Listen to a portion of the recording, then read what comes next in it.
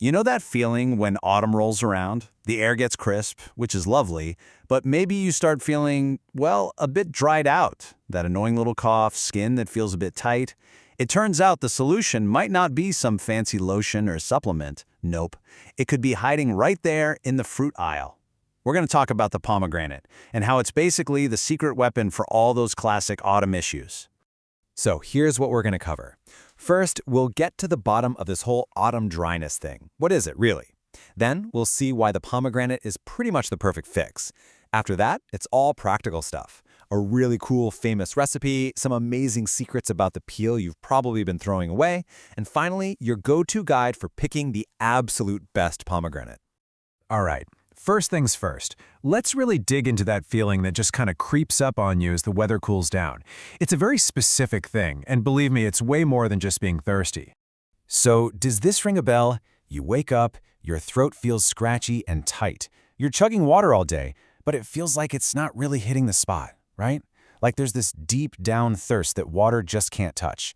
Well, that's the first clue that the season is really starting to mess with your system. And look at all these things. A dry throat, that cough that just won't quit, itchy skin, chapped lips, even feeling kind of cranky. The key thing to realize here is that these aren't just a random collection of problems. Oh no, they're all connected. They are all classic, textbook symptoms of something called autumn dryness. Okay, so here's the big idea. In traditional Chinese medicine, they have this amazing concept. They don't just see autumn dryness as being dehydrated. They see it as like a thief. A thief that sneaks in and steals your body's most vital fluids, which they call jingye.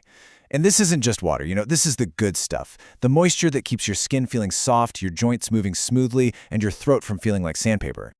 So if you've got this thief running around stealing your internal moisture, just drinking more water isn't going to cut it, right? You need something that can fight back, something that not only puts that moisture back, but also locks the door behind it. And this is where the pomegranate steps onto the scene. Now, most of us, when we feel dry, we grab an apple, right? Or a banana. But here's why that might not be the best move. See, apples and bananas are considered cooler, and they're mostly just giving you water. Pomegranates are totally different. They're warming. They actually help your body generate those special jingye fluids we talked about. And, this is the magic part, they're astringent. That means they help your body literally lock in all that good moisture instead of letting it escape. So, who should really be paying attention here? Well, if you're someone who gets that nagging, chronic cough the second the air gets dry, this is for you. If you're a smoker and you're dealing with that constant throat and lung irritation, listen up. And for sure, if you're a quote-unquote voice professional, a teacher, a singer, a broadcaster, anyone who talks all day, this fruit can be an absolute game changer for you. Okay, that's enough theory. Let's get practical. How do we actually use this stuff? We're going to look at a really famous classic recipe. It's been around forever, and it's designed to do one thing really well: nourish your lungs and fight back against that internal dryness. And you know what? The recipe is incredibly simple. You only need 4 things. First is Sheng Hawei Shan. That's a special kind of yam that's super nourishing. Then you need some sugarcane juice, some sour pomegranate juice for that powerful fluid-locking effect, and finally, 4 raw egg yolks for richness and deep moisture. Making it is a breeze, seriously. Step 1, you just simmer the sliced yam in some water till you get a nice broth. Step 2, take it off the heat and mix in the sugarcane and pomegranate juices. And then step 3, and this part is super important. You gently, and I mean gently, stir the egg yolks into the mixture while it's still warm but definitely not hot. And I really have to stress this next point. Do not overheat it. I'm serious. If that mixture is too hot, the egg yolks will cook, and you'll get those little egg flowers, like an egg drop soup. If that happens, you've pretty much lost a lot of the benefits. What you're aiming for is a smooth, warm, rich tonic, not a soup. All right, so you've eaten all the delicious seeds. Now what about the peel? Come on, be honest. You just throw it out, right? We all do. Well, get ready for this because you're literally throwing away treasure. So secret number 1 for the peel, a digestive tea. This is perfect for those days when you just feel kind of bloated and sluggish after a meal. And it's so easy to make. All you do is take a little bit of pomegranate peel, some jujubes, and a bit of areca nut. You boil them all together for about 15 minutes, and that's it.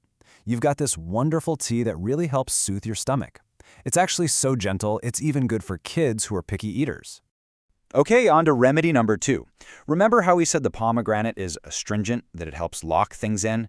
Well, that property makes the peel a surprisingly powerful remedy when you're dealing with diarrhea. For this one, you just take a good amount of the peel, simmer it in water until the water has reduced by about half. What you're left with is this really concentrated liquid. You just take a little bit at a time, and those astringent properties get to work calming things down. Now, just a quick heads up, this is for your basic, run-of-the-mill cases, not anything more serious. And the last secret of the peel is a real lifesaver. You can use it to make a totally natural gargle that works wonders on sore throats and those annoying mouth ulcers. So for this, you take a fresh pomegranate and you crush the whole thing up, peel included, along with some other herbs like maidong and jigang. Let it all steep in some hot water, then let it cool down, and boom, you've got a homemade anti-inflammatory mouthwash.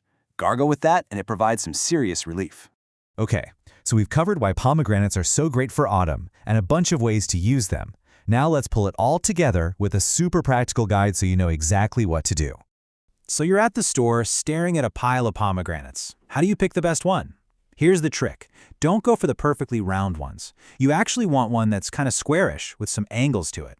Look at the bottom. It should be opened up, looking a bit like a chrysanthemum flower. And of course, the skin should be shiny and tight, and it should feel heavy for its size.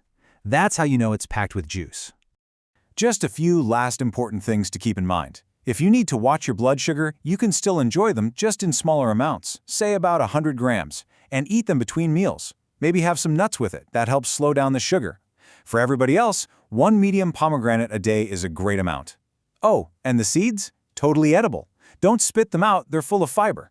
And one last thing, store them in a cool, airy place, not in the fridge. And really, when you step back, it all comes down to this, doesn't it? We're always looking for some complicated pill or supplement, but so often, the best answers are just simple. They're the foods that nature gives us right at the exact season we need them. So it really makes you think, right? The next time you're about to throw something away in the kitchen, maybe pause for a second. If there's this much hidden power in a simple pomegranate peel, what other little treasures are we overlooking every single day?